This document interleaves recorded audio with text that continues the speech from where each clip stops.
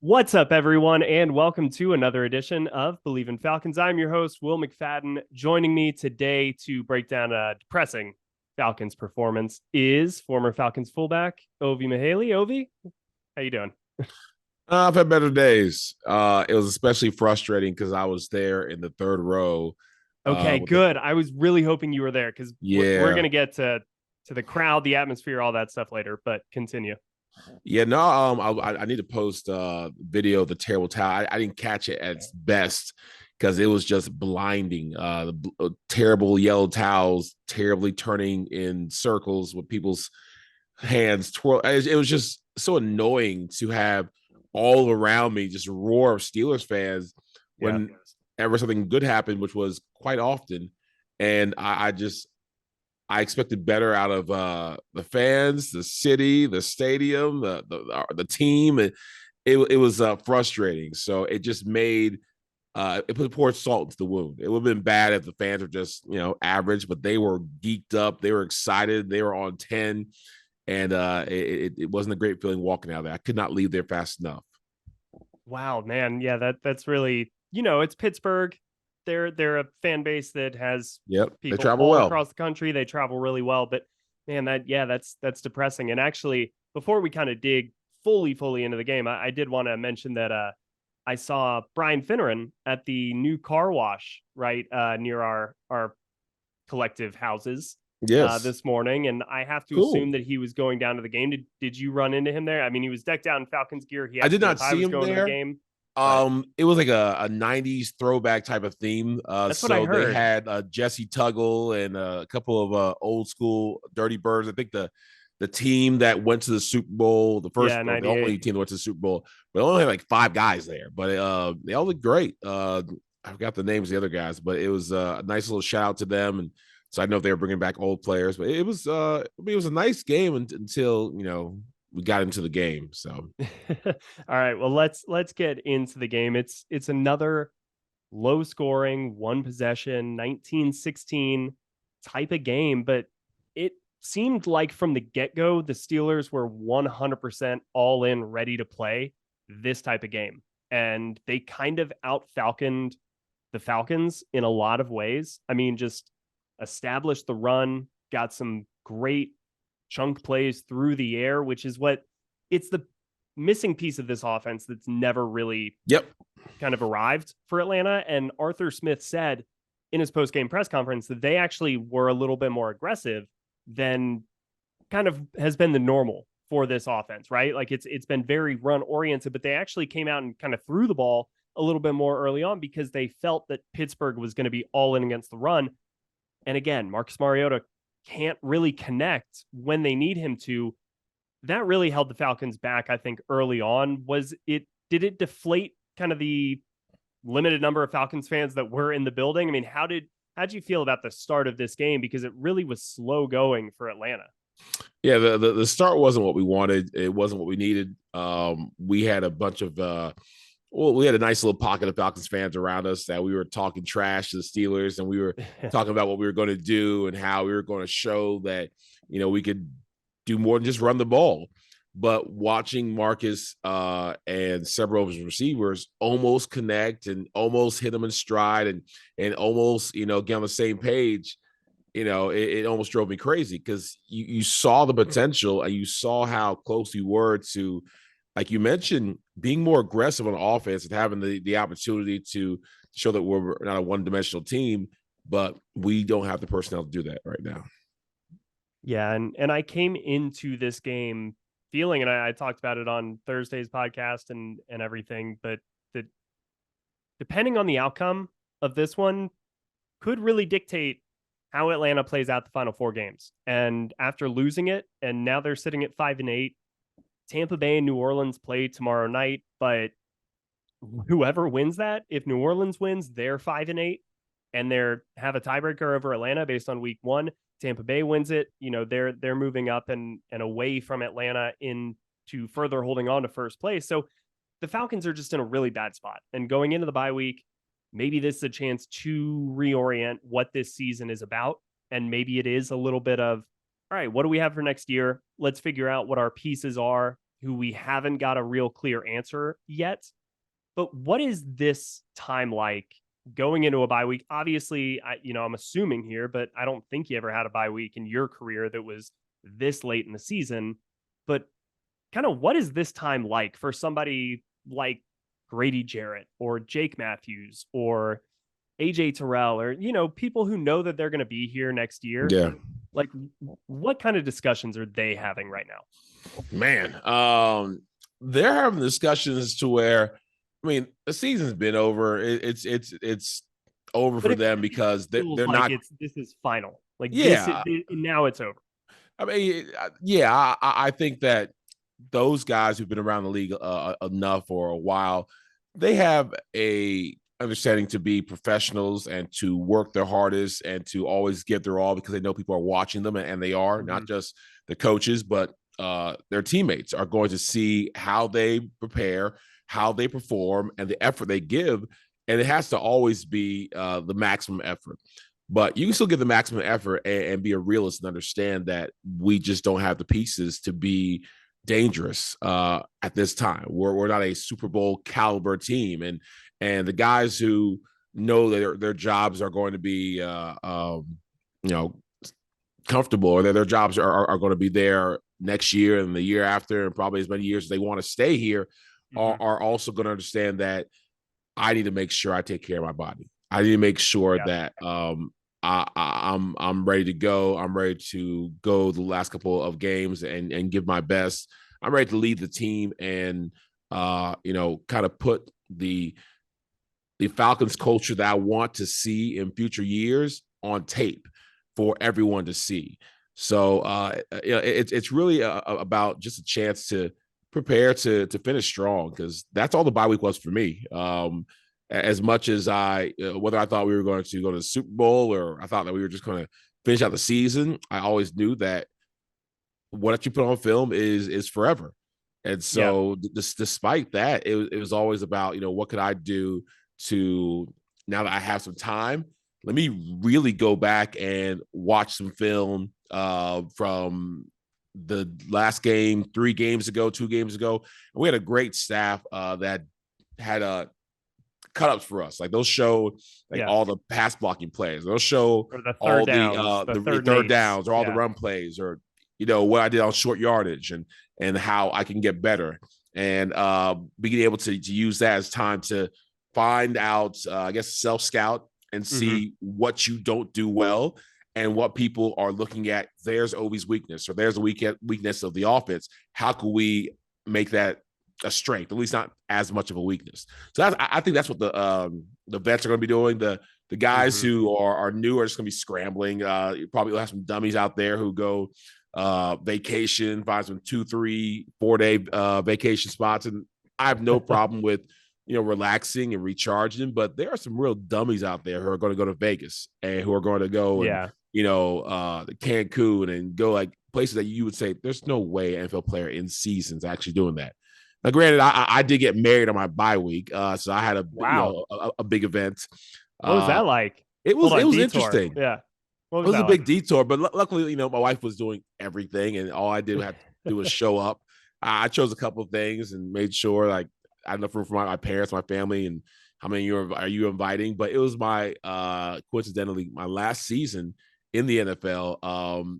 It's when I got injured. So my wife's just like, don't get injured, okay? I don't want you on some crutches during our wedding. And truth be told, it was our second wedding, because we got married. I don't know why more people don't do this. We just got married the courthouse, just a couple of our parents, so we can get married before the season, because we're like, I'm not waiting for the mid-season to do a huge wedding. Yeah, let's just do it. Get married. We're together. She moved in, and then we want to have our big wedding during the bye week, but it ended up not that great, because I had just torn my MCL and ACL, PCL, and that sucks, dude. I'm sorry. Crutches, trying to do this while I'm high on medications. So I mean, just be smart in the bye week. You know what you got to do. Just be smart. And first off, that's an awesome story. Thank you for sharing that. But one of the main reasons why the Falcons have, I think, kind of stayed away from really seriously getting into the Desmond Ridder and the quarterback change conversation is because of the message that it would send in the locker room. And Arthur Smith has hinted at that at times, if not outright kind of said about the message that it sends kind of to these guys who are maybe on 1-year deals, fighting for their life. Like you said, tape is everything in this league, and you got to put it all out there for everybody to see because you're auditioning for 31 other teams every single snap. So yeah, like those guys, it matters. And if you just suddenly in the middle of the season pull a Nathan Peterman, like the Bills did a few years ago when they took out Tyrod Taylor and just inserted him for a game, and it was a disaster, like that does resonate within the locker room. And people say, all right, what are we doing here? Like, what is the goal? But does that message still kind of, is that the same message, I guess I should say, at this point, at the bye week, if they make that quarterback change, is it still going to be kind of received maybe as poorly as it would have been a couple of weeks ago if the Falcons had decided to go to Ridder at that point? No, I mean, you had a great point in the last pod, which I'm sure everyone's listened to it by now. And everybody, of course, and you said something that really made me think, which is about the real message it would send to players in the locker room if you're making those changes all willy-nilly. And with what Marcus has gone through the first time where he got sat down, asking him to come back would be a disaster. And so you had to make sure that it was something that you wanted to stick with if you made that decision. And as far as the loyalty that he has for the players, and Marcus included, but hey, if I put you here, I'm gonna give you every chance to fail type of I think message is a good one to let players know, this coach is going to honor his word. This coach is going to let the veterans lead the team. This coach is going to be a player's coach when it comes to playing time. But at some point, even the vets, even the players, they have got to be able to see that, dang, Marcus is throwing into like double coverage. Dang, Marcus is missing guys by, a couple feet. Dang, Marcus is throwing behind people. Dang, Marcus is a really nice guy. Really love his energy. Really love his leadership. But as far as it comes to winning games, he hands the ball off like a pro, and he's good at checking out in and out of the right plays. But I think we need to see what we have in Desmond Ridder. And so doing it now won't be as big of a chance or having as much of a negative consequence, because people are fed up. They're tired of losing. And right now, sometimes even if it's a lateral movement, just a movement shakes things up. Sometimes you'll see when you change a coach, you fire a head coach from an interim coach, not that much big of a difference in the coaching style, but it gets people riled up and say, okay, we're switching things, we're making big moves, and it's a spark. And sometimes you see these quarterbacks, they come in there like, nothing to lose, because usually they have nothing to lose. The coach is called on them. They're like, hey, as long as I'm not better, worse than that guy, and that guy is really bad, I should be fine. Let me just play loose. So I think right now it's a great time with the bye week. We thought about, with the long weekend a couple of weeks ago that, hey, we should do it then, because we got time to learn the playbook or to go over, some of the plays more, and it didn't happen. But now with the bye week, you've got to make that change. We were yelling it. We were screaming at the top of our lungs. There were fans behind me, in front of me, left and right, all saying, Desmond Ridder, put Desmond in. Ridder's time. Let's go. This is, and when he threw that interception, the mass exodus and the towel waving, it was just like on 10, like the sensory overload, the negative sensory overload was so high. And I was just like, man, if Arthur Smith is not seeing this, hearing this, feeling this in his bones from this stadium, and the fans just booing on the field, he's tone deaf. And I understand not coaching for the fans, but you have to coach for your team too. And the team we sat behind the Falcons bench, again, third row, great seats. It was just so like you got a balloon, he's popped it. Everybody was just deflating. And a lot of hands in the head, palms up, surrender cobras, shaking their head, the whole thing. So it's time. But you know what? I don't have it's 50-50 for me. I feel like Arthur Smith could be that type of just not prick or prude, but type it's so stubborn that you're like, I'm not going to do it just because you want me to do it. I'm going to do it when I feel like doing it. I want to do it I next don't year. think I So don't think it's that's the 50-50. case. I I think do. I think that he's been very clear, and he's just been very open and honest, and he's told us what he's doing the whole time, which is like, as long as we're in playoff contention, we still feel that Marcus Mariota gives this team the best chance to win, which you can't really argue with given the number of one-score games that Atlanta's found themselves in. They're just not good enough yet to kind of get over that final hump.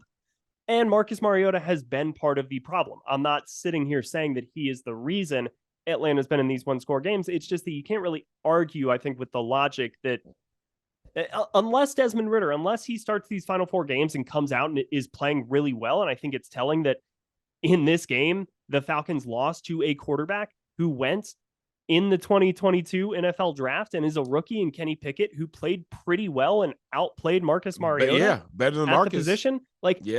That is telling, and that is part of the storyline here in this game. But I do think that Arthur Smith isn't necessarily doing this just because he brought in Marcus Mariota and that's his guy. Yeah, despite you, Ovie, all of that stuff. I just think that I understand the logic if you think that Marcus Mariota and his veteran leadership and kind of the things that he does to keep them on track and on schedule most of the time. So far this season, that's helped Atlanta's offense more than it's hurt it. It's just really over the last 5 games, it's really started to hurt, and there's very little benefit to what he's doing.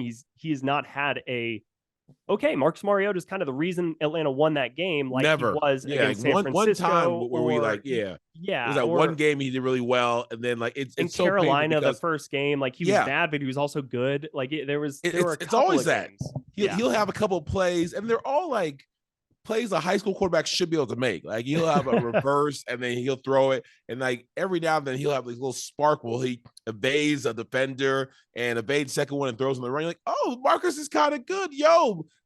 Marcus Mariota can be a guy.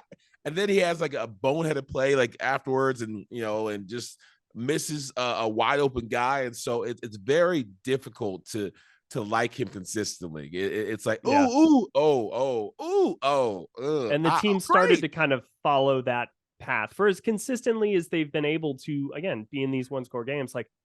You can tell that, you need a quarterback. You need your quarterback to step up and kind of be the leader. And it was also very telling when he threw that interception, how loud it got in the building. I mean, the amount of Steelers fans at this game, and again, Pittsburgh is a known entity when it comes to national teams and products and all of that stuff. So yes, they travel very well, but this has been a problem since Mercedes-Benz Stadium has been around. It's very, very friendly for opposing fans. In fact, I tweeted during the game that it's embarrassing how often Mercedes-Benz Stadium feels like an away game for the Falcons. And Grady Jarrett liked that tweet. So he agrees with me. Get out of here. Yep. So so it's kind of a problem. I don't know how to fix it. It's something we talked about when I worked for the Falcons. Nobody really loves these PSL models. It's makes it feel very corporate, sterile. You just get a benefit for selling your tickets. So I don't think that there's a solution to that.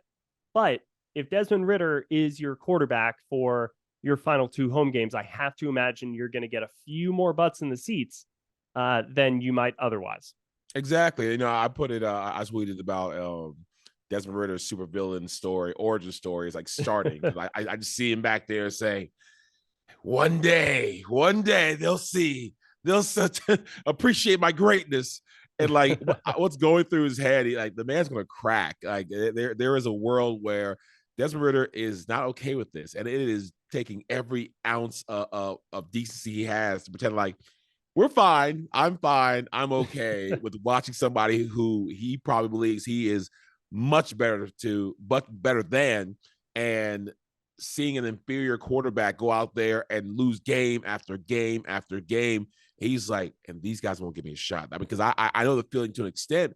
I had Alan Ricard, nice guy, fullback for Jamal Lewis back in Baltimore. And he wasn't bad. He was okay. I feel like Jamal made him look amazing. And Jamal did all the work. And I'm sitting here dissecting everything. I watch Allen, like, fall down, but Jamal, like, blows over his guy anyway. It's going first down. I'm going to be, yeah, we did it. I'm like, we did it. He didn't do anything. Right? I watch him, I go the wrong way. I watched him get, like, decked by a linebacker because, he was like 235, 240, and I was like 255, all muscle, came straight from college, like ready to go. And I'm out here in practice doing guys in. He was like, yeah, me and Jamal. I was like, no, it's and my Superville origin story started there too, because I was just so angry. I was so irritated. I was so ready. I tried to take out my aggression on Delius Thomas, Bart Scott, Peter Bower, and, Ray Lewis. It didn't work very well, but I got, like, iron sharpened iron, and I got better. And it got to the point where those guys told me to slow down during practice because they wanted to save their shoulders for the game. Like, hey, young buck, slow down.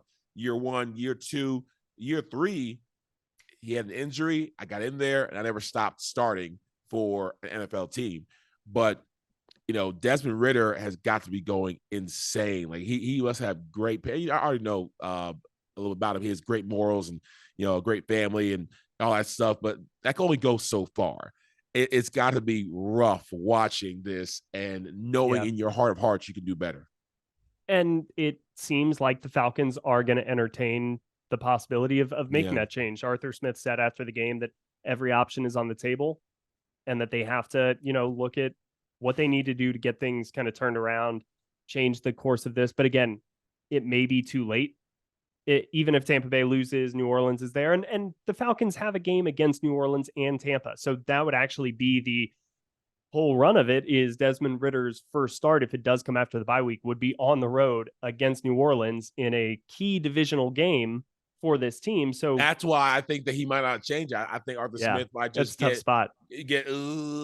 Same thing. Because even when we wanted him to change Marcus like a couple of games ago, after Marcus the Carolina came back game, and had a decent game, and I think he won that game. The Bears or somebody, but we were like saying, change him. He's terrible. Blah, blah, blah. Because it's when he fell on the ground and threw it when he on the ground. Like, what the heck is this? What are we watching? What is going on?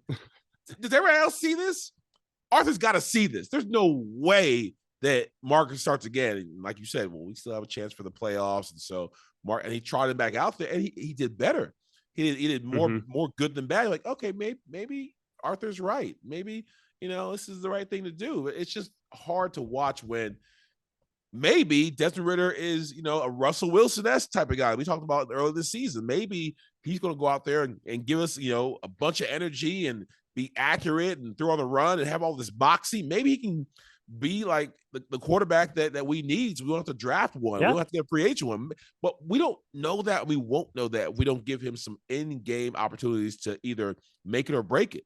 So I'm like, just for the Falcons' future's sake, don't waste a pick on somebody if you don't know what you have in this guy. So even if we're so-so, even if we got a sliver, let's see if this guy can be part of our story. I don't know. We'll see. Hopefully we'll see some Desmond Ridder, but I don't know. I mean, I completely agree. And I think a lot of people out there do.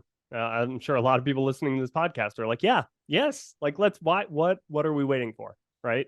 Yeah. Let's see what we've got before, like if you don't have a quarterback, that's always going to be your number one problem. And so before we go potentially into a draft, maybe taking a quarterback very highly, trading up to get one. I mean, there are good quarterbacks in this draft. What do we have in Desmond Ridder, the guy that you thought that potentially could be something down the line? And let's see how far he's matured, I guess, because we saw him in the preseason. Yes, the coaching staff, they've seen him all throughout this whole time, but I do think it's time for the fans to let's just see what's going on. How's he coming along? Like, let's get a little, a midterm test here. Right. So let's really quickly, before we get out of here, just talk about the defense. Ovie, what were your impressions of the defense? Not a real notable day, I think, for Atlanta, but on the flip side, if you were going to make the argument, held them to 4 field goals, on trips down inside of the red zone or down in the high red area. And so, I mean, they kind of did exemplify the bend but don't break. Yeah. And held them to 19 points. I mean, on a day when you hold an offense to under 20, Like, that's a good day for defense, right? That is a good day for defense. And as hard as it was to watch, because, again, Steelers fans all around us, and they were making us understand how much of a bowling ball Najee was, their running Yeah. back. He was amazing in person. Again, on the third row, you can see things, He's and big seeing dude. the guys on the Falcons uniform just get buckled back, and seeing the offensive line of the Steelers Dude, they were steamroll moving us. them. They were Yeah. moving them consistently, and it felt bad, but he was a load. He had a couple stiff arms. He jacked some guys to the ground. He broke out of tackle after tackle after tackle. You had a tweet about our tackling being something you can't really you can teach it, but, like, we should know how to tackle at the NFL level. And if the Yeah. coaches are letting these guys leave practice without understanding how to tackle, that's a problem for everybody. And it looked like we couldn't tackle that game. Maybe the running back was just too good, but at the very least, we didn't let them score touchdowns when they were in touchdown in the red zone. They scored lots of field goals. Yep. And so that was, I was surprised, pleasantly surprised. And even though I expected us to be a little stronger in the D line with our linebackers, I still was impressed that we gave the offense a chance to win the game. And as an offensive player, that's all we want. If defense on the other side is letting them score touchdowns every single time, like, dude, we can't even catch up. Even if we do score, like, you're just, like, defeated. But if you see, like, some daylight, you're like, all right, let's go out there and do our job. So I think the defense is the bright side of our team right now. Even as we lost this game, the offense, we have a run game. That's exciting. That's it. That's it. Our defense has done a decent job and done better than I actually expected. And we just got to make sure that we complete the circle and do our job, score some touchdowns. I think that's really well said. I think that Atlanta's defense has done a good job of keeping this team in games, right? We talk about the one-score games. Lately, that's not been because of the offense. That's been because of the defense. Yeah. And we have seen the defense show the ability to finish off games late, which is crucial. I think to be a dominant defense, like, that's usually the missing piece. It's like having a great closer in baseball, like, that's the final piece to really put you over the top. I think that Atlanta can do that they do have some playmakers, but it's really just the kind of nuts and bolts foundational, like, getting these stops on third downs, getting these first down runs where you allow 3 yards instead of 6 yards. It's these little small things that I think Atlanta has really improved in over the course of the season. It's just a shame that it kind of is coinciding with a regression from Atlanta's offense. And I think that largely that just has to do with teams have the playbook on Atlanta's offense at this point. Like, they kind of know what to expect a little bit. They've got an idea of how to defend it well. Like, we have now seen 3 straight games where the Falcons have been under 60 plays offensively, and they're kind of getting crushed in the time of possession game. Yep. They're just not running a lot of plays out there. Their third downs have not been effective. I think that we've just seen the Falcons bump up against the limitations of what the creativity that Arthur Smith brings to this offense can do out there on the football field. No, you're absolutely right, because we've won the games we've won because of some amazing play calling, some great run games, offensive line doing some great stuff, and some timely plays on the defensive side. One thing we did not get, that fumble would have made a big difference if we had a chance to get that fumble, which I think 10 years ago would have been actually called a fumble. If we would have got the pass interference call that they didn't call for us when we almost had a touchdown. So things didn't bounce our way either, but you got to play past that. Right. And now that we've had some, not trickery, but our cadence has now been able to be seen by the world of the NFL, and they know how to stop us. And it comes down to talent. At the end of the season, especially when guys are getting tired, guys are getting hurt, the teams that are more talented have an easier chance of winning. Obviously, we're not chock full of talent, and it's showing at the end of the season to where we have zero room for error. And if we do have some errors, we don't get the calls that we should get, then it's going to be an L for us, and that's been happening more often than I'd like. Yeah, and it's just kind of a grind, I think, to play these types of games week in and week out, right? Like Yep. everything's coming down to the wire. You have to maximize every little detail because you've got that deficiency talent wise. But let's kind of wrap things up, Ovi, really quickly. Yeah. Where do the Falcons go from here? 5-8. What do you think their final 4 games hold? Man, I think they win 2, lose 2. I think that's what it is. But if Desmond Ridder comes in, that's the Mariota Marcus stays. If Desmond Ridder comes in, I think we get 3 out of 4. Just because I feel like we have a spark in him, and we have enough.